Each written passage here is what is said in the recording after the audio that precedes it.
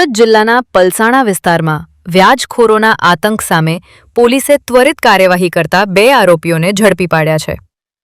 પીડિત પરિવાર પર સતત માનસિક તણાવ સર્જાતા ફરિયાદીના પિતાને હાર્ટ એટેક આવી લકવાગ્રસ્ત બનવાની ઘટના બાદ પોલીસ હરકતમાં આવી હતી। પલસાણા વિસ્તારમાં વ્યાજખોરોના ત્રાસથી પીડિત એક પરિવારને મોટી રાહત મળી છે। ફરિયાદીના પિતાને આરોપીઓ દ્વારા આપવામાં આવતી ધમકીઓ અને દબાણના કારણે હાર્ટ એટેક આવ્યો હતો, જેના કારણે તેઓ લકવાગ્રસ્ત બન્યા હતા। આ ગંભીર મામલાને ધ્યાનમાં રાખીને પલસાણા પોલીસ સ્ટેશન દ્વારા તાત્કાલિક કાર્યવાહી હાથ ધરવામાં આવી હતી। રાજ્યના ગૃહમંત્રી હર્ષ સંઘવીના સૂચન મુજબ રાજ્યભરમાં વ્યાજખોરો સામે કડક અભિયાન ચાલી રહ્યું છે।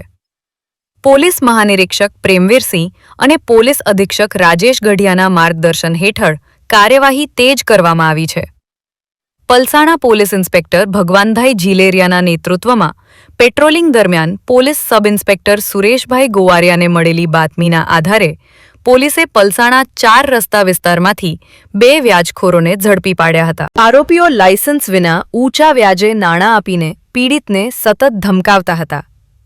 પોલીસે આરોપીઓ સામે ગુજરાત મની લેન્ડિંગ અધિનિયમ તેમજ ભારતીય ન્યાય સંહિતાની વિવિધ કલમો હેઠળ ગુનો નોંધ્યો છે અને આગળની કાર્યવાહી હાથ ધરી છે। હાલમાં સમગ્ર રાજ્યમાં ઇલીગલ મની લેન્ડિંગ એક્ટિવિટી વિરુદ્ધ સ્પેશિયલ ડ્રાઈવ ચાલુ હોય, જે ડ્રાઈવ અનુસંધાને ફરિયાદી જે છે પરાગભાઈ ચેતનભાઈ જાની રાજસ્થાનમાં રહે છે, તેઓને વિક્રમ ભરવાડ અને રાહુલ ભરવાડે વગર લાયસન્સે જે ઊંચા વ્યાજે પૈસા આપેલ તે બાબતે ગુનો દાખલ કરવામાં આવેલ છે અને તેઓની વિરુદ્ધ અલગ અલગ કલમ હેઠળ ગુનો દાખલ કરી તેઓની ધરપકડ કરવામાં આવેલ છે।